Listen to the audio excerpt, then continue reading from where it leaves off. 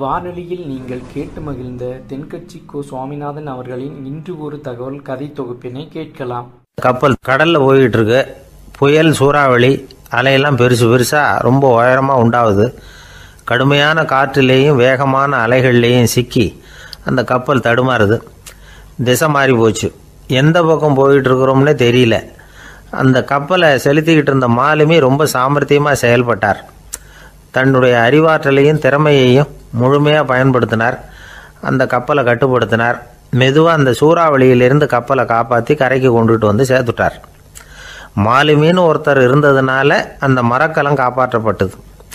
மாலுமின்னு ஒருத்தர் இல்லைன்னு வச்சுக்கோங்க, அந்த கப்பலோட கதி என்னவாக இருக்கும் யோசிச்சு பாருங்க. ஒரு கோபக்காரனுடைய நிலைமையும் அப்படித்தானா. கோபக்காரன்கிறவன் ஒரு மாலுமி இல்லாத மரக்கலம் அப்படிங்கிறார் நபிகள் நாயகம். கொந்தளிக்கிற கடலில் கொடுமையான அலைகளின் உச்சியில் அல்லல் படுகிற மரக்கலத்தை விட மோசமானது கோபக்காரனின் நிலைமை அப்படிங்கிறது அவருடைய கருத்து. அது மாதிரி இதுன்னு சொல்லலை, அதை விட மோசம் இது அப்படிங்கிறார். ஏன் தெரியுமா? ஒரு கப்பல் கடலில் தடுமாறினா அதை சரிப்படுத்த மாலுமி இருக்கிறார். அவர் தன்னுடைய சாமர்த்தியத்தினால் அதை கட்டுப்படுத்தி சரியான வழிக்கு கொண்டுட்டு வந்துடுவார். ஆனால் கோபக்காரனுடைய நிலைமை அப்படி இல்லை அப்படிங்கிறார் நபிகள் நாயகம். மனித மனம் ஒரு மரக்கலம், அறிவு அதில் இருக்கிற மாலுமி. மாலுமி மரக்கலத்தை செலுத்துகிறான், அவனுக்கு கட்டுப்பட்டு அது ஓடுது. ஆனால் கோபக்காரனுங்கிற மனுஷங்கிட்ட அறிவுங்கிற மாலுமி சரியாக வேலை செய்ய மாட்டான். ஏன்னா கோபம் அந்த மாலுமியின் கண்களை அவிச்சிரும், காதுகளை கேட்காம பண்ணிவிடும். கண்ணையும் காதையும் மூடிவிட்டு கப்பலை ஓட்டுனா எப்படி ஓட்டுறது? அதனால் கோபக்காரன் மாலுமி இல்லாத மரக்கலம். இடி மின்னலில் மாட்டிக்கிட்டு கஷ்டப்படுற கப்பல் மாதிரி கஷ்டப்படுறான். பெரியவங்கள்லாம் என்ன சொல்கிறாங்க?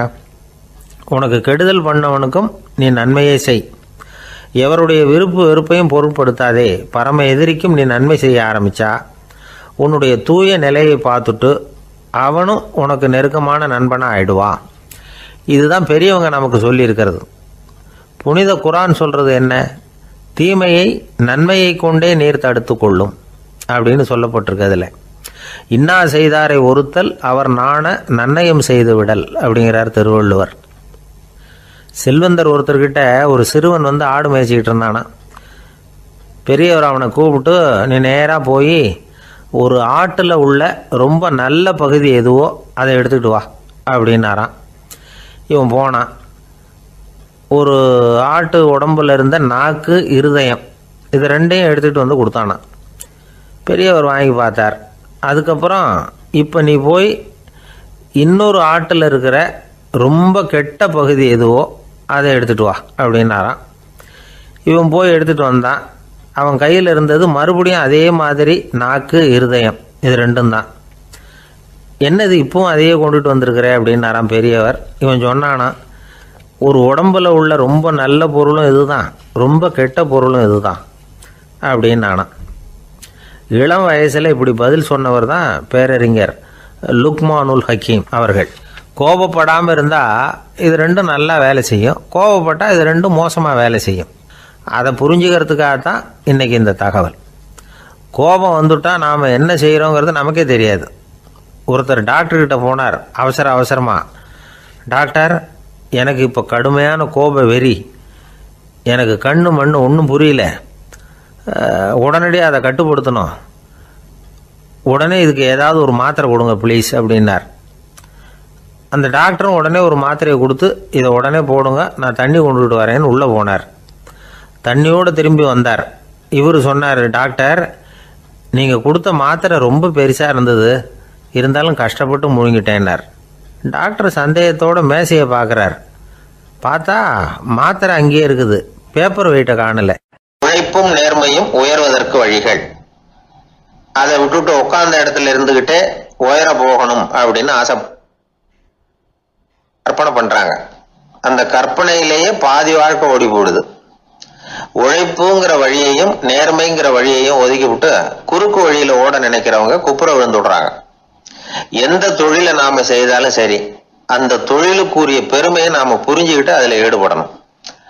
அப்படி இல்லாம, என்ன சார் பொழப்புது, இந்த தொழிலை மனுஷன் செய்வானா அப்படி புலம்பிக்கிட்டே இந்த தொழிலையே செஞ்சுக்கிட்டு இருக்கிறவங்க நம்மள பல பேர் உண்டு. செய்யும் தொழிலே தெய்வம் அப்படின்னு சொல்றாங்கல்ல, அப்படி சொல்றது எதுக்காக? அந்த அளவுக்கு அதுல ஒரு ஈடுபாடு வேணுங்கிறதுக்காகத்தான். ஒரு பெரிய மலைப்பகுதி, அந்த மலை அடிவாரத்துல ஒரு சிற்பி உட்காந்து ஒரு சிலையை வடிச்சுக்கிட்டு இருக்கிறான். கையில ஒரு சின்ன உளிய வச்சுக்கிட்டு ஒரு பெரிய கருங்கல் பாறையை கொஞ்சம் கொஞ்சமா உடைச்சுக்கிட்டு இருக்கான். ஒரு சிற்பத்தை வடிக்கிறதுங்கிறது அவ்வளவு உன்னதமான ஒரு தொழிலா? எல்லாராலையும் முடியுமா அது? அப்படி இருந்தும் அந்த சிற்பிக்கு மன நிறைவில்லை. அவன் நினைக்கிறான், இந்த கடுமையான வெயில்ல உட்கார்ந்து வேலை செய்யறது எவ்வளவு கஷ்டம். நாம ஒரு சிற்பியா இருக்கிறதுனால தானே சூரியன் கடுமையான வெப்ப கதிர்களை நம்ம மேல வீசுறான். நாமளே அந்த சூரியனா இருந்துட்டா இந்த கஷ்டம் இருக்காதே. நம்மளை கஷ்டப்படுத்துறவன் நம்மளோட வலிமை உள்ளவன், அதனால நாம அவனா மாறி விடுறதுதான் நல்லது அப்படின்னு அந்த சிற்பி யோசனை பண்ணான். அவன் எண்ணம் உடனே நிறைவேறிட்டுது. இயற்கைங்கிற மாபெரும் சக்தி அவனை ஒரு சூரியனா மாத்தி விட்டது. சிற்பி இப்போ ஒரு சூரியனா மாறினான். இனிமே இந்த உலகத்துல நம்மளோட வலிமை உள்ளவன் வேற யாரும் கிடையாது அப்படின்னு நினைக்க ஆரம்பிச்சுட்டான். அவனுக்கு மகிழ்ச்சியா இருந்தது. அந்த மகிழ்ச்சி அதிக நேரம் நீடிக்கல. ஏன்னா கொஞ்ச நேரத்துல ஆகாயத்துல கரிய மழை மேகங்கள் அப்படியே சூழ்ந்து வந்தது. சூழ்ந்து வந்த மேகங்கள் சூரியனை மறைக்க ஆரம்பிச்சது. இப்போ சூரியனா இருந்த அந்த சிற்பி நினைச்சு பாக்குறான், என்ன இது, என்னையே இந்த மேகம் மூடி மறைக்குதுன்னா அது என்னை விட பெரிய ஆளாதான் இருக்கணும். அதனால இனிமே நாம சூரியனா இருக்கக்கூடாது, நாம மேகமா தான் இருக்கணும், அதுதான் கௌரவம் அப்படின்னு நினைக்க ஆரம்பிச்சிட்டான். இப்பவும் பாருங்க, இயற்கை அவனுடைய ஆசையை நிறைவேற்றி வச்சது. சூரியனா இருந்த சிற்பி மேகமா மாறினான். வான வீதியில அப்படியே உல்லாசமா வர ஆரம்பிச்சான். அந்த உல்லாசமும் அதிக நேரம் நீடிக்கல. எதிரில் பார்த்தா பிரம்மாண்டமான மலைகள் வழியை அடைச்சிட்டு நிக்குது. வேகமா வந்த மேகம் மலையில மோதிக்கிட்டுது. அந்த மலையை தாண்டி அப்பால செல்ல முடியல. இப்போ அந்த மேகம் நினைக்குது, நாம எந்த தடையும் இல்லாம அந்தரத்துல மிதந்து வர்றோம், நம்மையே போக விடாம தடுக்குதுன்னா அந்த மலைக்கு எப்பேற்பட்ட வலிமை இருக்கணும். இனிமேலும் நாம மேகமா இருந்து பிரயோஜனம் இல்லை, இருந்தா மலையா இருக்கணும், அதுதான் பெருமை அப்படின்னு நினைக்க ஆரம்பிச்சான். இப்பவும் பாருங்க, இயற்கை அவனுடைய ஆசையை நிறைவேற்றி வச்சது. மேகமா இருந்த சிற்பி மலையா மாறினான். பெரிய மலை பூமிக்கும் வானத்துக்குமா நின்றுகிட்டு இருக்கு. இனிமே நமக்கு எந்த கவலை இல்லை அப்படின்னு நினைச்சது அந்த மலை. இப்படி நினைச்சுக்கிட்டு இருந்த வேளையில அந்த மலையோட காலடியில அடிவாரத்துல ஏதோ சத்தம் கேட்டுது. என்ன சத்தம் இது அப்படின்னு சொல்லி அந்த மலை மெதுவா குனிஞ்சு பார்த்துதான். பார்த்தா அங்க ஒரு மனுஷன் தன்னுடைய கையில உளிய வச்சுக்கிட்டு மலையை கொத்திக்கிட்டு இருக்கிறான். ஏதோ ஒரு சிற்பத்தை வடிக்கிறதுக்காக அவன் முயற்சி பண்ணிட்டு இருக்கிறான். இப்போ அந்த மலை நினைச்சுதான், மலையே ஒருத்தன் உடைக்கிறான்னா அவன் எப்பேற்பட்ட வலிமை உள்ளவனா இருக்கணும். இனிமேலும் மலையா இருந்து பிரயோஜனம் இல்ல, மனுஷனா மாறணும், அதுதான் சரி அப்படின்னு நினைச்சுதான். அந்த வினாடியே அந்த மலை ஒரு மனுஷனா மாறிச்சு. அவன் கையில ஒரு உளி, பழையபடியே ஒரு கருங்கல் பாறையை கொத்த ஆரம்பிச்சான். அந்த ஆள் பழைய நிலைமைக்கு வந்துட்டான். இந்த கதையிலிருந்து நாம தெரிஞ்சுக்க வேண்டியது என்னன்னா, தன்னுடைய உண்மையான பலம் என்னங்கிறது தெரியாமலே தாவி தாவி தடுமாறிக்கிட்டு இருக்கிறான் மனுஷன் அப்படிங்கிறது தான். இனிமேலாவது அதை புரிஞ்சுக்கணும். புரிஞ்சுக்கிட்டு புறப்படணும் வாழ்க்கையில வெற்றி பெறறதுக்கு. ஒரு குடும்ப தலைவருக்கு விபரீதமா ஒரு ஆசை வந்துதான். அதாவது ஒரு நாள் பூராவும் புடவை கட்டிக்கிட்டு மனைவி செய்கிற வீட்டு வேலைகள், சமையல் வேலைகள் எல்லாத்தையும் தானே செய்யணும். மனைவிக்கு ஆண் வேஷம் போட்டு ஆபீஸுக்கு அனுப்பி வச்சிடணும் அப்படின்னு ஆசைப்பட்டான். இதுதான் அந்த ஆசை. அதே மாதிரி செஞ்சான். பெண் வேஷத்துல சமையல் பண்ணிட்டு இருந்தான். இருட்டி விட்டுது. இந்த சமயத்துல வாசல் கதவு தட்டப்படுற சத்தம் கேட்டுது. ஓடி போய் திறந்தான். பக்கத்து வீட்டு அம்மா கிடுகிடுன்னு உள்ள வந்துட்டாங்க, காப்பி பொடியோ ஏதோ வாங்கறதுக்கு. இவன் பயந்து போய், கமலாம்மா, நான் சுசீலா இல்ல, சுசீலாவோட புருஷன், பெண் வேஷத்துல இருக்கிறேன், சும்மா ஒரு சேஞ்சுக்காக அப்படின்னா. உடனே அந்த அம்மா கிட்ட பயப்படாத, நானும் கமலா இல்ல, கமலாவோட புருஷன், இதுவும் சும்மா ஒரு சேஞ்சுக்காகத்தான் அப்படின்னு. இப்படி வாழ்க்கைய விபரீதமா நினைச்சுக்கிட்டு வேற வேற கற்பனைகள்ல வீணாக்கிக்கிட்டு இருக்கிறவங்க தான் ரொம்ப அதிகம். நாம அதுவா மாறணும்னு நினைக்கிறது தப்பு. நாம இருக்கணும் அப்படின்னு நினைக்கிறது தான் உண்மை, அதுதான் சரி. அந்த சிற்பி என்னென்னோ கற்பனை பண்ணி கடைசியில மறுபடியும் சிற்பியாகவே சேர்ந்தான் பாருங்க. அதனால நம்முடைய உண்மையான பலம் என்ன அப்படிங்கறத தெரிஞ்சுக்கிட்டு நடந்துகிட்டோம்னா வாழ்க்கையில எப்பொழுதும் வெற்றி நிச்சயம். என்னுடைய நீண்டகால நண்பர் ஒருத்தர் வருஷம் தவறாமல் திருநள்ளாறு அப்படிங்கிற திருத்தலத்துக்கு போயிட்டு வர்றது வழக்கம். அங்கே என்ன சார் விசேஷம்னு கேட்கறது உண்டு. என்ன இப்படி கேட்குறீங்க? சனி பகவான் வந்து நலன் விருப்பப்படி அங்கே தானே எழுந்தருளி இருக்கிறார். அவரை போய் பார்த்து ஒரு கும்பிடு போட்டுட்டு வந்தா நம்ம பிடிச்சிருக்கிற சனியெல்லாம் விலகும் அப்படிம்பார். சத்தம் போட்டு சொல்லாதீங்க சார், வீட்டில் வேற யார் காதிலையாவது இது விழுந்துற போது அப்படின்னு சொல்கிறது உண்டு வர்றவங்க. இப்போது நான் சொல்கிறதுல உள்ள நியாயத்தை புரிஞ்சுக்கிட்டு அவரும் கொஞ்சம் எச்சரிக்கை உணர்வோடு நமக்கு நன்றி சொல்லுவார்னு வச்சுங்களேன். அதாவது பார்வை மூலமாகவே அந்த நண்பருக்கு ஆன்மீக விஷயங்களில் அதிக ஈடுபாடு உண்டு. அப்பப்போ சில புராண கதைகளை எல்லாம் சொல்கிறது உண்டு. ரொம்ப சுவாரஸ்யமாக இருக்கும். எப்போவுமே புராண விஷயங்களையெல்லாம் அறிவியலுங்கிற தராசில் வச்சு எடை போட்டுட்டு இருக்கக்கூடாது. அப்படி பார்த்தா அதெல்லாம் நம்ப முடியாத வெறும் கற்பனைகளாக தோணும், மூட நம்பிக்கைகளாகவும் தெரியும். புராணங்களை வந்து புராணங்களாகவே புரிஞ்சுக்கிறவங்களுக்கு அதெல்லாம் அர்த்தமுள்ள செய்திகளை உள்ளடக்கி இருக்கிறதாக தெரியும். அந்த வகையில் தான் இந்த நண்பரும் நிறைய செய்திகளை சொல்கிறது உண்டு. சனியை போல கொடுக்குறவனும் இல்லை, சனியை போல கெடுக்கிறவனும் இல்லை அப்படின்னு சோதிடர்கள் சொல்லுவாங்க. நாம் ஏதாவது ஒரு வம்புல மாட்டிக்கிட்டா பிடிச்சது சனி அப்படிங்கிறோம். ராவணன் எப்பேற்பட்ட வீரன், அவனே சனி பார்வைப்பட்டது தானே சங்கடப்பட ஆரம்பித்தான் அப்படின்னார் நண்பர். அது எப்படிங்கன்னு கேட்டேன். அவர் சொல்ல ஆரம்பித்தார், இந்த ராவணன் இருக்கானே நவ கிரகங்களையும் பிடிச்சி கொண்டுட்டு வந்து தன்னுடைய சிம்மாசனத்தில் அப்படியே படிகளாக போட்டு வச்சுட்டானா, ஒவ்வொரு படியாக. பாவம் அந்த 9 தேவதைகளும் ஒவ்வொரு படியாக குப்புற கிடக்குறாங்க. நவக்கிரகம் நம்மளை ஆட்டி படைக்குதுன்னு நாம் சொல்லிட்டு இருக்கிறோம். ஆனால் அந்த நவக்கிரகங்களை ராவணன் எப்படி வச்சுருந்தான் பாருங்க. எல்லாரையும் சிம்மாசனத்துக்கு பக்கத்தில் படிப்படியாக போட்டு வச்சிருக்கிறான். காலை அது மேலே வச்சு தான் ஏறி போகணும். வேற வழி இல்லாமல் எல்லாரும் குப்புற விழுந்து கிடக்குறாங்க. ராவணன் வந்து ஒவ்வொரு தடவையும் இவங்க முதுகில் அடி வச்சு ஏறி தான் அந்த சிம்மாசனத்துக்கு போகிறது வழக்கம். இப்படி நடந்துக்கிட்டு இருக்கிறது நாரதர் கண்ணில் போட்டுட்டு தான். அவர் சும்மா இருப்பாரா? யோசனை பண்ணார் என்ன செய்யலாம் அப்படின்னு. ஒரு முடிவு பண்ணிட்டு நேராக ராவணன் கிட்ட போனாராம். ராவணா, நீ வந்து நவக்கிரகங்களை பிடிச்சி கொண்டாந்து உன்னுடைய சிம்மாசனத்துக்கு படிகளாக போட்டு வச்சிருக்கிற, அது உன்னுடைய வீரத்தை காட்டுது. இருந்தாலும் ஒரு விஷயத்த நீ யோசிச்சு பார்க்கணும். ஒவ்வொரு தடவை நீ சிம்மாசனத்துக்கு போகும்பொழுதும் நவக்கிரகங்களின் முதுகல் அடி வச்சு நீ ஏறி போற, அது உனக்கு பெருமை கிடையாது. அவங்களுடைய மார்புல அடி வச்சு ஏறி போகணும், அதுதான் உனக்கு பெருமை அப்படின்னாரா. இவர் சொல்றதும் சரிதானே அப்படின்னு யோசிச்சிருக்கான் ராவணன். உடனே குப்புற கிடந்த நவக்கிரகங்களை திருப்பி மல்லாக்க போட்டான். அவங்க மார்புல அடி வச்சு மேலே ஏறி சிம்மாசனத்துக்கு போனானா. அப்படி போயிட்டு இருக்கும் பொழுது சனி பகவானின் பார்வை அவன் மேலே பட்டுதான். அவ்வளவுதான். என்னாச்சு தெரியுமா? சூர்பனகை தேடி வந்தா. சீதையோட அழகை பற்றி தன்னுடைய அண்ணங்கிட்ட சொல்ல ஆரம்பிச்சுட்டா. விவகாரம் ஆரம்பமாயிட்டது. அதுதான் சனியனுடைய வேலை அப்படின்னு சொல்லி இந்த கதையை சொல்லி முடிச்சார் என்னுடைய நண்பர். ஆக சனியின் பார்வை வந்து நம்ம பேல படாமல் பார்த்துக்கிறது தான் நல்லதுங்கிறீங்க அப்படின்னு. ஆமாம் சார், இப்போ கூட நான் வந்து உங்கள் வீட்டுக்கு வந்திருக்கிறதே ஒருத்தருடைய பார்வை என் மேலே படக்கூடாதுங்கிறதுக்காகத்தான் அப்படின்னார். யாருங்க அதுன்னு என்னுடைய மாமனார் சார். அவசரத்துக்கு அவர்கிட்ட கொஞ்சம் கடன் வாங்கிவிட்டேன். நம்ம மாப்பிள்ளை தானேன்னு சொல்லி அவர் விட்டு கொடுக்கறதுக்கு தயாராக இல்லை. இன்னைக்கு இப்போ அவர் எங்கள் வீட்டுக்கு வரக்கூடிய நேரம், அதுதான் அவர் பார்வையிலேருந்து படாமல் தப்பிக்கலாங்கிறதுக்காக இங்கே வந்துட்டேன் அப்படின்னார். பார்வை படணும்னு இருந்தால் பட்டுத்தான் தீரும் போல இருக்கு அப்படின்னா. என்ன சார் சொல்கிறீங்கன்னார் ஒன்றும் புரியாமல்.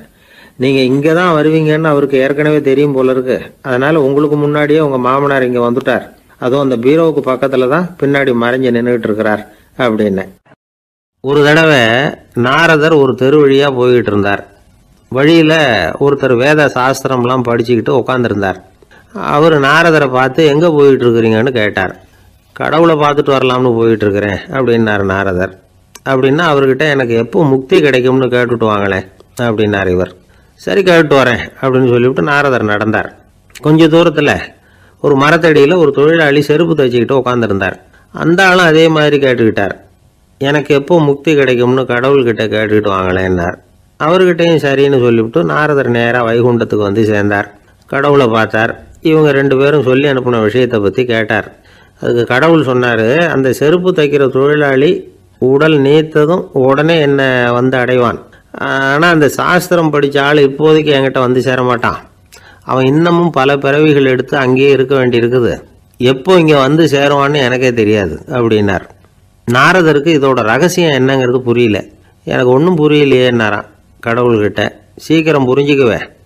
நீ திரும்பி போகிறப்போ நான் இங்கே வைகுண்டத்தில் என்ன செஞ்சுக்கிட்டு இருக்கேன்னு கேட்டால், ஒரு ஊசியின் துவாரத்தில் ஒரு யானையை கோத்துக்கிட்டு இருக்கிறேன்னு அவங்கக்கிட்ட சொல்லு அப்படின்னார் கடவுள் சிரிச்சுக்கிட்டே. நாரதர் பூமிக்கு திரும்பினார். கடவுளை பார்த்தீங்களா, எப்படி இருக்கார் அப்படின்னு விசாரித்தார். வேத சாஸ்திரம் படித்தவர். ஓ பகவானா, அவர் யானையை ஊசியின் காதில் நுழைச்சிக்கிட்டு இருக்கிறார் பார்த்தேன்னார் நாரதர். ஊசி காதில் யானையா? அது எப்படி முடியும்? நீங்கள் சொல்கிறத நான் நம்ப மாட்டேன்னு விட்டார் அவர். சரி, இந்த ஆளுக்கு இறைவன் பேரில் நம்பிக்கை இல்லை அப்படிங்கிறத நாரதர் புரிஞ்சுக்கிட்டார். அடுத்தபடியாக அந்த தொழிலாளி இருந்த இடத்துக்கு போனார். இறைவனை பார்த்தீங்களான்னு கேட்டார் அவர். பார்த்தேன், ஒரு ஊசி துவாரத்தில் யானையை கோத்துக்கிட்டு இருந்தார் அப்படின்னு சொல்லிவிட்டு நாரதர் அந்த ஆள் முகத்தை கவனித்தார்.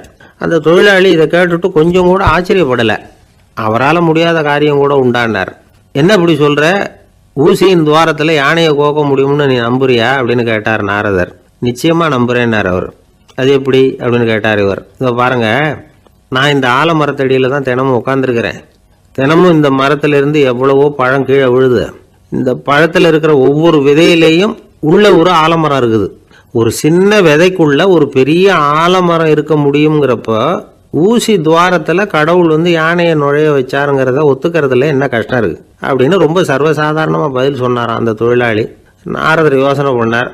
இந்த தொழிலாளி வேத சாஸ்திரங்களையெல்லாம் படிக்கலைன்னா கூட அறிவுபூர்வமாக சிந்திச்சு இறைவனை நம்புகிறான். அதனால தான் கடவுள் இந்த ஆளுக்கு சீக்கிரம் முக்தி கிடைக்கும்னு சொன்னார் அப்படிங்கிறத புரிஞ்சுக்கிட்டாராம். இந்த கதையில் வர்ற கடவுள், நாரதர், வைகுண்டம் இதெல்லாம் ஒரு பக்கம் இருக்கட்டும், ஒரு சின்ன விதைக்குள்ள ஒரு பெரிய ஆலமரம் தூங்கிக்கிட்டு இருக்கு அப்படிங்கிற உண்மை, அந்தரத்தில் 1000 கிரகங்கள் சுற்றிக்கிட்டு இருக்குங்கிற உண்மை, இதெல்லாம் நாம் பார்த்துக்கிட்டு தானே இருக்கிறோம். இந்த உண்மைகள் அதிசயமாக நமக்கு தெரியறதுனால அதை நம்பாமல் இருந்துட முடியாது. இயற்கையை பரிபூர்ணமாக நம்புங்கள், அந்த நம்பிக்கையே நம்ம வாழ்க்கைக்கு ஆதாரம் அப்படிங்கிறத விளக்கறதுக்காக தான் இந்த கதை. இந்த காலத்தில் நம்ம பிள்ளைங்களுக்கெல்லாம் இது மாதிரி நம்பிக்கை அதிகமாகவே இருக்குது. ஒரு நாள் ஒரு சின்ன பையன்கிட்ட கேட்டேன், ஏன்பா கடவுள் ஒரு பானைக்குள்ளே ஒரு யானையை நுழைய வச்சுட்டாருன்னு சொன்னால் அதை நீ நம்புவியா அப்படின்னு கேட்டோம். நம்புவேன் சார், அது ஒன்றும் பெரிய அதிசயம் இல்லைன்னா. எப்படிறான்னு கேட்டோம். எப்படின்னா அந்த பானை அந்த யானையை விட பெருசாக இருந்திருக்கும், அவ்வளவுதான் அப்படின்னு சொல்கிறான். உலகத்தில் எது எதுக்கும் ஆராய்ச்சி கூடங்கள் இருக்குதுல்ல, அது மாதிரி தூக்கத்தை பற்றி ஆராய்ச்சி பண்ணுறதுக்கு ஒரு ஆராய்ச்சி கூடம் இருக்குது. அப்படி ஆராய்ச்சி பண்ணணும்னா அதுக்கு மூழ்கிக்கிட்டு இருக்கணும்ல. அதனால தான் அந்த ஆராய்ச்சி கூடம் இங்கே இல்லை. அமெரிக்காவில் பாஸ்டன் பல்கலைக்கழக மருத்துவமனையில் அது இருக்குது. அங்கே தூக்கத்தை பற்றி பலவிதமான ஆராய்ச்சிகள் பண்ணிகிட்டு இருக்கிறாங்க.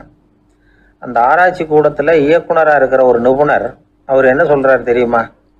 உங்களுக்கு தூக்கம் வரலையா, நீங்கள் நல்லா தூங்குறதுக்கு தாராளமாக சில யோசனைகளை என்னால் சொல்ல முடியும் அப்படிங்கிறார். யோசனை தானே, காசா பணமாக கேட்டு வச்சுக்கலாமே. உணவு, மனநிலை, தூங்கும் இடத்தோட சூழ்நிலை, படுக்கைக்கு செல்றப்போ உள்ள பழக்க வழக்கங்கள், இது காரணமாக ஒருத்தருக்கு தூக்கம் வராமல் போகலாம். தூக்கம் வராததுக்கு இதுதான் காரணம்னா அதையெல்லாம் சுலபமாக கட்டுப்படுத்தலாங்கிறார் அவர். தூக்கத்தை வரவழைக்கக்கூடிய ஒரு நல்ல மருந்து உடற்பயிற்சி. ஆனால் ஒன்று, படுக்க போகிற நேரத்தில் இது மாதிரி உடற்பயிற்சிகள் எல்லாம் செய்யக்கூடாது.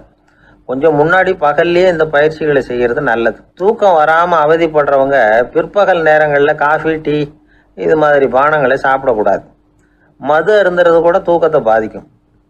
வெது வெதுப்பான நீரில் குளிக்கிறது, தியானத்தில் ஈடுபடுறது, ஓய்வாக இருக்கிறது, படுக்கிறது, அதாவது படுக்கிறதுக்கு முன்னாடி ஒரு கோவலை பால் சாப்பிட்றது, இதெல்லாம் தூக்கத்தை வரவழைக்கிறது ரொம்ப உதவியாக இருக்கும். இன்னொரு விஷயம் என்னென்னா, தூங்கி ஆகணுமேங்கிற கவலை வேண்டியதில்லை. அப்படி நினச்சி கவலைப்படுறதை விட்டுடணும். தூக்கம் வரலையா, உடனே படுக்கையை விட்டு எழுந்திரிக்க வேண்டியது. வெளியில் வாங்க, வேறு ஏதாவது வேலையில் ஈடுபடுங்க, கொஞ்சம் நேரம் உலாவுங்க, அல்லது ஏதாவது ஒரு புஸ்தகத்தை எடுத்து படிங்க. களைப்பு ஏற்பட்டால் மறுபடியும் படுக்கைக்கு போங்க, தூக்கம் தானே வந்துடும். ஒரு விஷயத்தை மட்டும் நல்லா ஞாபகத்தில் வச்சுக்கணும். படுக்கைக்கு போகிறப்போ உங்கள் மற்ற எல்லா பிரச்சனைகளையும் மறந்துடணும். அது எப்படி சார் முடியும், அந்த நேரம் தானே எல்லா பிரச்சனையும் வரிசையாக ஞாபகத்துக்கு வருது அப்படின்னு நாம் நினைக்கலாம். ஆனால் பழக்கத்தில் அதை நாம் மாற்றிக்க முடியும்.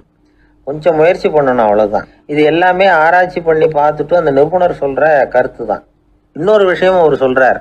அது என்னென்னா, உடல் கோளாறு காரணமாக தூக்கம் வராமல் அவதிப்படுறவங்களுக்கெல்லாம் இந்த யோசனைகள் சரியாக வராது அப்படிங்கிறார். அதுக்கெல்லாம் மருத்துவ சிகிச்சை கொடுத்து தான் சரி பண்ணணும்.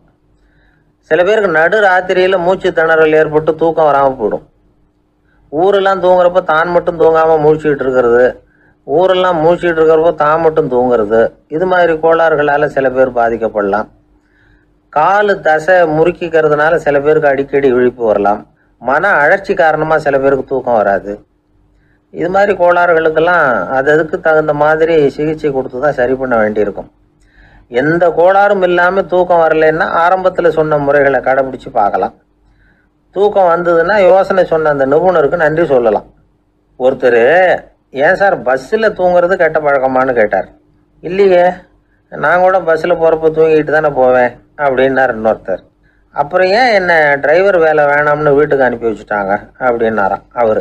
இந்த உலகத்தில் உண்மையாகவே வேதாந்தம் பேசுகிறவங்களும் உண்டு, உள்ளுக்குள்ளே வேற மாதிரி இருந்துக்கிட்டு வெளியில் வேதாந்தம் பேசுகிறவங்களும் உண்டு. ஒரு ஆள் இருந்தார், அவரும் ஒரு கடை வச்சு வியாபாரம் பண்ணிக்கிட்டு இருந்தார். மகா கஞ்சன், யாருக்கும் எந்த உதவியும் செய்ய மாட்டார். எச்சில் கையென்ன ஈர கையை கூட உதற மாட்டார். அப்படிப்பட்ட மனுஷன். அந்த ஊருக்கு ஒரு முனிவர் வந்துக்கிட்டு இருந்தார். வருஷத்துக்கு ஒரு தடவை வருவார், ஒரு நாள் 2 நாள் இருப்பார், அப்புறம் போயிடுவார். அந்த முனிவர் வர்றப்போலாம் இந்த ஆள் எழுந்திரிச்சு ஓடி போய் அவரை வரவேற்பான். ரொம்ப பெரிய வேதாந்தி மாதிரி அவர்கிட்ட பேசிக்கிட்டு இருப்பான். காயமே இது போய் வெறும் காற்றடைத்த பையும்மா, தர்மம் தலைகாக்கும்மா. பணம் என்ன சார் பணம், இன்னைக்கு ஒருத்தன் கையில் இருக்கும், நாளைக்கு ஒருத்தன் கையில் இருக்கும், எல்லாம் மாயம். எனக்கு தான் இன்னமும் இந்த சம்சார பந்தத்திலிருந்து விடுபடுறதுக்கு நேரம் வரலேம்மா. அந்த முனிவரும் இந்த ஆள் இப்படி சொல்கிறத கேட்ட உடனே, ஏப்பா அப்படி சொல்கிற, இப்போ கூட நீ சரின்னு சொல்லு, உனக்கு தீட்சை கொடுத்து இதிலிருந்து விடுபடுற ஞானத்தை போதிக்கிறேன் பார். உடனே அந்த ஆள் என்ன சொல்லுவான் தெரியுமா? ஐயோ சாமி, இப்போ அது எப்படிங்க முடியும், பிள்ளைங்கள்லாம் சின்ன சிறுசுங்க, அதுகளுக்கெல்லாம் ஒரு கல்யாணம் காட்சின்னு செஞ்சு கடமையை முடிச்சுட்டா நீங்கள் சொல்கிறபடி செஞ்சு விடலாம்மா. சரி, இன்னும் முனிவர் போயிடுவார். அடுத்த வருஷம் வருவார். இவன் வழக்கம் போல் வேதாந்தம் பேசுவான். சரி, தீட்சை கொடுக்குறேன் வா அம்பார். பேரம்பேத்தியை பார்க்கணும், கோர்ட்டில் கேஸ் ஒன்று இருக்குது, அது முடியணும் அப்படின்னு தயங்க ஆரம்பிச்சிருவான். எல்லாம் சொல்லுவான், ஆனால் குடிக்கிறதுக்கு தண்ணி கூட கொடுக்க மாட்டான். ரொம்ப வருஷம் கழித்து மறுபடியும் ஒரு நாள் அந்த ஊருக்கு முனிவர் வந்தார். இவன் கடைக்கு வந்தார். அப்புறம் அங்கே கல்லாவில் நம்ம ஆள் இல்லை, அவன் புள்ள தான் உட்காந்துருக்கிறான். அப்பாவை போலவே புள்ளையும் எழுந்திரிச்சு ஓடியாந்து முனிவரை வரவேற்றான். அப்பா எங்கன்னு விசாரிச்சார் முனிவர். ஐயோ, அதை ஏன் கேட்குறீங்க சாமி, உங்ககிட்ட தீட்சை வாங்கி இந்த சம்சார பந்தத்திலேருந்து விடுதலை பெறணும்னு சொல்லிக்கிட்டே இருப்பார், அது நிறைவேறாமலே போய் சேர்ந்துட்டார். போன மாதம் ஒரு நாள் திடீர்னு நெஞ்சு வலிக்குதுன்னார், அவ்வளோதான் போட்டுன்னு போயிட்டார் அப்படின்னு புலம்புனான் பையன். இதை கேட்டதும் முனிவர் சிரிச்சாரான். அவன் எங்கடா போவான், உன் அப்பா எங்கேயும் போகல, இதோ வாழை ஆட்டிக்கிட்டு உன் காலடியிலே இருந்துகிட்டு இருக்கான் பார் அப்படின்னு சொல்லி அங்கே நின்றுக்கிட்டு இருந்த ஒரு நாயை சுட்டி காட்டினாரான். என்ன சாமி சொல்கிறீங்க அப்படின்னு ஆச்சரியமாக கேட்டிருக்கான் பையன். உடனே முனிவர் அந்த நாயோட தலையில் ஒரு தட்டு தட்டி பேசுகிறா அப்படின்னாரான். உடனே அந்த நாய் வேதாந்தம் பேச ஆரம்பிச்சுட்டு தான். காயமே இது போய் வெறும் காற்றடைத்த பைய அப்படின்னு தான். முனிவர் சொன்னார், அடே இப்போவும் ஒன்றும் கெட்டு போகல, நீ விரும்புனா சொல்லு, உனக்கு தீட்சை கொடுத்து என் பின்னாடியே அழைச்சிட்டு போயிடுறேன், அங்கே அழைச்சிட்டு போய் உனக்கு ஞானத்தை போதிக்கிறேன், வர்றியா அப்படின்னு கேட்டிருக்கார். உடனே அந்த நாய் சொல்லிச்சான், ஐயோ அதை ஏன் கேட்குறீங்க சாமி, நான் உண்ணாமல் தின்னாமல் ஏராளமான சொத்து சேர்த்து வச்சுட்டேன். என் பிள்ளைங்க அதோட பெருமை தெரியாமல் ராத்திரி நேரம்லாம் கதவை திறந்து போட்டுட்டு தூங்கிடுவாங்க. அதனால் இப்படி நாயாக பிறந்து ராத்திரி பகலாக சுற்றி சுற்றி காவல் காத்துக்கிட்டு கிடக்கிறேன். இப்போ எப்படி சாமி வர முடியும் அப்படின்னு கேட்டுதான். அறியாமையிலேயே சுகம் கண்டு இப்படி இருக்கிற ஆளுங்களுக்கு எப்படி விடுதலை கிடைக்கும், எப்போ விடுதலை கிடைக்கும் அப்படின்னு கேட்குறார் தசாவதானி, திருக்குறள் பேர் ராமையா. அவர் கேட்குறது நியாயம் தானே. இந்த காலத்து பையன் ஒருத்தன் அப்பா கிட்ட சொன்னான், அப்பா இன்னைக்கு நான் 1 ரூபா மிச்சப்படுத்தி விட்டேன் அப்படின்னு. நானும் அப்படியா, என்னடா பண்ணேன்னு கேட்டிருக்கார் அப்பா. டவுன் பஸ்ஸில் ஏறாமல் அது பின்னாடியே ஓடியாந்தேன், 1 ரூபா மிச்சம் தானே அப்படின்றான். அட பாவி, ஒரு ஆட்டோ பின்னாடி ஓடியாந்துருந்தா 10 ரூபா மிச்சமாயிருக்குமே, வேஸ்ட் பண்ணிட்டியே அப்படின்னாரான் அந்த அப்பா. ரொம்ப நாளைக்கு முன்னாடி ஒரு நாள் கோவலன் நாடகம் நடந்தது. எங்கள் மதுரையில் நடந்தது. அதில் ஒரு முக்கியமான கட்டம், கண்ணகி கிட்ட சிலம்பை வாங்கிக்கிட்டு அதை விற்கிறதுக்காக மதுரை நகருக்கு புறப்படுறான் கோவலன். அந்த சமயத்தில் கண்ணகி பாடுற மாதிரி ஒரு நாடக பாடல், நாடக ஆசிரியர் எழுதினது. அது என்ன பாட்டுன்னா, மா பாவியோர் கூடி வாழும் மதுரைக்கு மன்னா போகாதீர் என்று அப்படின்னு ஆரம்பிக்கும் அந்த பாட்டு. இதுதான் அந்த பாட்டு. இதை கண்ணகி மேடையில் பாடின உடனே கூட்டத்தில் சலசலப்பு. நம்ம ஊர்லேயே நமக்கு முன்னாடியே நின்றுக்கிட்டு மா பாவியோர் கூடி வாழும் மதுரை அப்படின்னு சொல்கிறாங்களே, என்ன தைரியம் அப்படின்னு எல்லாம் குழப்பம் பண்ண ஆரம்பிச்சிட்டாங்க. மக்கள் சத்தம் போட ஆரம்பிச்சிட்டாங்க. எதிர்ப்பு குரல் அது பாட்டுக்கு வர வர அதிகமாக போட்டுது. கொண்டுகிட்டு வா அந்த நாடக ஆசிரியரை, எழுதுனது யார் அப்படின்னு ஒரே சத்தம், கூச்சல். வேறு வழி இல்லை. மெதுவாக மேடைக்கு வந்தார் அந்த நாடக ஆசிரியர். 4 பக்கத்திலிருந்தும் கேள்வி கணைகள். மக்களை பார்த்து கொஞ்சம் அமைதியாக இருங்கோ அப்படின்னு சொல்லிவிட்டு தன்னுடைய விளக்கத்தை சொல்ல ஆரம்பித்தார் அந்த நாடக ஆசிரியர். மா அப்படின்னு சொன்னால் திருமகளாகிய லட்சுமி அப்படின்னு அர்த்தம். பா அப்படின்னா கலைமகளாகிய சரஸ்வதி. வி அப்படின்னா மலைமகளாகிய பார்வதி. மா பாவியோர் அப்படின்னா திருமகளும் கலைமகளும் மலைமகளும், இவங்க மூவரும் அப்படின்னு அர்த்தம். இந்த 3 பேரும் வாழ்கின்ற மதுரை புனிதம் நிறைந்தது, சகல செல்வங்களும் நிறைஞ்சது. அப்படிப்பட்ட ஊரில் நான் அணிந்து கொள்ளும் இந்த சாதாரண சிலம்பை யார் வாங்கிக்குவாங்க அப்படிங்கிற எண்ணத்தோடு தான் கண்ணகி அப்படி சொல்கிறா. அதை நினச்சி தான் நான் எழுதினேன். ஆகவே மதுரையை ரொம்ப சிரமப்படுத்தணும், ரொம்ப மோசமாக எழுதணும் அப்படிங்கிற எண்ணம்லாம் எனக்கு கிடையாது. பெருமைப்படுத்தணும்னு நினச்சி தான் அப்படி எழுதினேன் அப்படின்னு விளக்கம் கொடுத்தாராம். இந்த விளக்கத்தை கேட்டதும் எல்லாரும் ரொம்ப சமாதானம் ஆயிட்டாங்களாம். இப்படி விளக்கம் கொடுத்த அந்த நாடக ஆசிரியர் யார் தெரியுமா? அவர் தான் தமிழ் நாடக உலகின் முதல் ஆசான் சங்கரதாஸ் சுவாமிகள். அவருக்கு நகைச்சுவை உணர்வும் அதிகம். 1920ஆம் ஆண்டு திருநெல்வேலியில் அவர் தங்கியிருக்கிறார் நாடகம் நடத்துறதுக்காக. அவர் தங்கியிருந்த வீட்டில் கொசு மூட்டை பூச்சி அதிகமாக இருந்திருக்கு. அவரால் தூங்கவே முடியல. அவர் அனுபவித்த தொல்லைகள் ஒரு பாட்டாக உருவாச்சு. வேடிக்கையாக ஒரு பாட்டு எழுதினாராம். மூட்டையும் கொசுவும் ஒரு வீட்டிலே மீட்டிங் போட்டால் முன்னே நிற்க யாரால் முடியும்? கொசு மோகன ராகம் போல சத்தம் போட்டு முன்னே நின்று செய்திடும் யுத்தம். இதை மறுநாள் நாடகத்தில் கோமாளி வேஷம் போட்ட ஒரு சிறுவனை விட்டு பாட வச்சிருக்காரு. எல்லாரும் சிரித்து ரசித்தாங்களாம். சங்கரதாஸ் சுவாமிகள் கல்யாணமே பண்ணிக்கல, துறவி மாதிரியே வாழ்ந்திருக்கார். தமிழ் நாடக கலைக்கு தன்னையே அர்ப்பணம் பண்ணிட்டவர் அவர். 1922 நவம்பர் மாதத்தில் ஒரு நாள் புதுச்சேரியில் அவர் வாழ்க்கை முடிஞ்சுது. அப்போ அவருக்கு வயசு 55.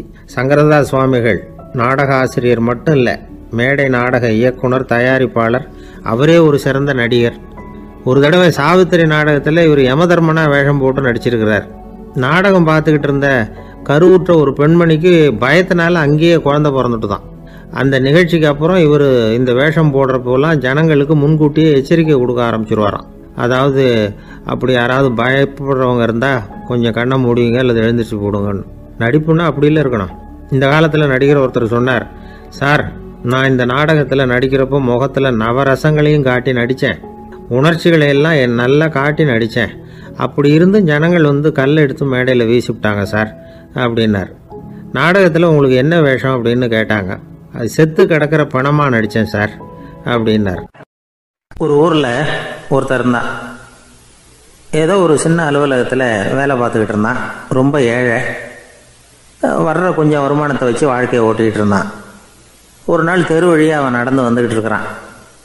தெருவில் ஒரு காசு கிடந்தது. அதை பார்த்துட்டான். அது குனிஞ்சு எடுத்தான். அது ஒரு பழங்கால காசு. அந்த காசு நடுவில் ஒரு துளை இருந்தது. அதாவது துளையிட்ட நாணயம். பழங்காலத்தில் புழக்கத்தில் இருந்த ஒரு நாணயம் அது. துளையிட்ட நாணயம் கிடச்சிதுன்னா ரொம்ப நல்லது, அது அதிர்ஷ்டம் அப்படின்னு ஒரு நம்பிக்கை உண்டு. இவன் கையில் அது கிடைச்சதும் ரொம்ப சந்தோஷப்பட்டான். இனிமேல் என்னுடைய கஷ்டம்லாம் தீரப்போகுது, அதிர்ஷ்டம் என்னை தேடி வரும், நான் பணக்காரன் ஆகிடுவேன் அப்படின்னு சொல்லிட்டு அந்த காசை தன்னுடைய கோட்டு பையில் பத்திரமா போட்டு வச்சுக்கிட்டான். அடிக்கடி அதை தொட்டு பார்த்துக்கிறது உண்டு, வெளியில் எடுக்க மாட்டான். இப்படியே கொஞ்ச காலம் ஆச்சு. அதுக்கப்புறம் என்னாச்சு தெரியுமா? நிஜமாகவே அதிர்ஷ்டம் அவனை தேடி வர ஆரம்பிச்சுட்டுது. செல்வம் குவிஞ்சுது. பணம், பதவி, புகழ் எல்லாம் சேர்ந்தது. சமூகத்தில் அவன் ஒரு பெரிய மனுஷன் ஆகிட்டான். எல்லாரும் அவனை பாராட்டினாங்க. அவன் எதை தொட்டாலும் வெற்றி, எல்லாம் அந்த காசோட மகிமை அப்படின்னு அவன் மனசுக்குள்ளே நினச்சிக்கிட்டான். தினமும் காலையில் அந்த கோட்டை போட்டுக்கிட்டு தான் வெளியில் கிளம்புவான். புறப்படுறதுக்கு முன்னாடி கோட்டு பாக்கெட்டை தொட்டு பார்த்துக்குவான், உள்ளே காசு இருக்கா அப்படிங்கிறத உறுதிப்படுத்திக்குவான். அதுக்கப்புறம் தான் வெளியில் கிளம்புவான். இப்படியே பல வருஷம் ஓடி போச்சு. ஒரு நாள் அவனுக்கு அந்த ஆசை வந்துட்டுது. அதாவது அந்த துளையிட்ட நாணயத்தை எடுத்து கண்ணால் பார்க்கணும் அப்படின்னு. காலையில் சாப்பிட்டுக்கிட்டு இருந்தான். அப்போ தன்னுடைய மனைவிகிட்ட சொன்னான், ரொம்ப நாளைக்கு அப்புறம் என்னுடைய அந்த நாணயத்தை இன்றைக்கி வெளியில் எடுத்து பார்க்க போகிறேன்னா. என்னத்துக்கு அது, இப்போ அதை பார்க்க வேணாமே அப்படின்னு மெதுவாக இழுத்தாங்க அந்த அம்மா. இல்லை நான் பார்த்தே தீரணும் அப்படின்னு அவன் தன்னுடைய சட்டை பைக்குள்ளே கையை விட்டான். உள்ளே இருந்த நாணயத்தை வெளியில் எடுத்தான். பார்த்தா அவனுக்கு ஆச்சரியமாக போச்சு. அந்த நாணயத்தில் தொலையே இல்லை. என்ன ஆச்சு அப்படின்னு சொல்லி அவன் ரொம்ப குழம்பி போயிட்டான். இப்போ அந்த அம்மா சொன்னாங்க, நான் தான் ஒரு நாள் உங்கள் கோட்டு ரொம்பவும் தூசியாக இருக்கேன்னு சொல்லி அதை ஜன்னலுக்கு வெளியில் உதறினேன். உள்ளே இருந்த அந்த காசு அப்போ எனக்கு தெரியாது, ஞாபகத்தில் இல்லை. அது தெருவில் விழுந்துட்டது போல இருக்கு. அதுக்கப்புறம் எவ்வளவோ தேடி பார்த்தேன், கிடைக்கல. அதுக்குள்ளே அதை யாரோ எடுத்துகிட்டு போயிட்டாங்க போல இருக்கு. அது இல்லைங்கிறது உங்களுக்கு தெரிஞ்சால் வருத்தமாக இருக்குமேங்கிறதுக்காக நான் தான் வேற ஒரு நாணயத்தை எடுத்து சட்டை பைக்குள்ளே வச்சுட்டேன் அப்படின்னு விவரத்தை சொன்னாங்க அந்த அம்மா. இது எப்போ நடந்ததுன்னு கேட்டான். உங்களுக்கு அந்த காசு கிடைச்சதே அன்னைக்கு மறுநாளே இது நடந்து போச்சு அப்படின்னாங்களாம். இதை கொஞ்சம் யோசனை பண்ணி பாருங்க. அவனுக்கு அதிர்ஷ்டத்தை கொடுத்தது அந்த நாணயம் இல்லை, அவனுடைய நம்பிக்கை, அதாவது தன்னம்பிக்கை. அதுதான் வேலை செஞ்சிருக்கு. இதிலிருந்து நாம் தெரிஞ்சுக்க வேண்டியது என்னென்னா, வாழ்க்கையில் முன்னேற நினைக்கிறவங்களுக்கு தன்னம்பிக்கை ரொம்ப முக்கியம். அது இல்லைன்னா முன்னேற முடியாது. ஒருத்தன் சொன்னானா, நான் எப்போவுமே என்ன தான் சார் நம்புவேன், மற்றவங்கள நம்ப மாட்டேன். நேற்றுக்கு பாருங்கள், திடீர்னு 10 பேர் என்னை அடிக்க வந்துட்டாங்க, நான் ஒருத்தனாகவே அதை சமாளித்தேன் அப்படின்றான் ரொம்ப பெருமையாக. அது எப்படின்னு கேட்டாங்களாம். ஒரே ஓட்டமாக அங்கேருந்து ஓடி வந்துட்டேன் அப்படின்னு நானா.